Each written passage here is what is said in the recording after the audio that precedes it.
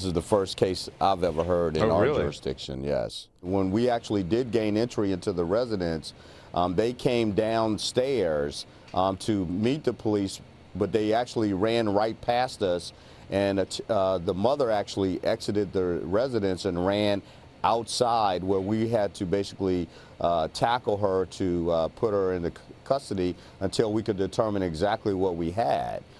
It was then at that time we also discovered the gruesome, it was a gruesome discovery of the children that were found upstairs in the bedroom, the two children that were deceased. And we also found the 5-year-old daughter who was actually in another bedroom, but who was suffering from stab wounds. The mother actually ran out of the actual townhouse with her son, the 8-year-old, who actually ran and got into the vehicle while the other police officers were dealing with the mother. We were able to see that he had extensive injuries on his body as well, and we were able to get him some medical attention. And Captain, yes. What's going on with this mother? That's a question. I mean, did authorities or the neighbors witness any strange behavior prior to the murders? Were there any warning signs? There were not any extensive warning signs. The only thing that we had that was different was on Thursday night, the night before.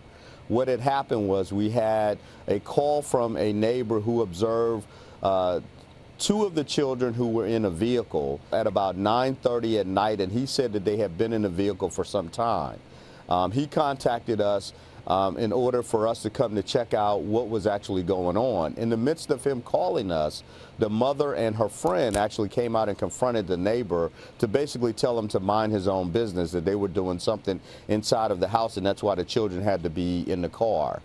Before the officers were able to respond, the mother actually took the children back into the residence, and then when the officers did respond, they actually knocked on the door. And again, they were not able to get inside of the residence in order to have a conversation with the mother at that particular time. So no history of mental illness or anything like that from the mother, right? We've done some interviews with the family. We believe that there has been some history of mental illness. What exactly that is, we're still investigating. We're trying to get more details as it relates to that. But we don't really know specifically what types of issues that she's had extensively in the past. And how are the children doing?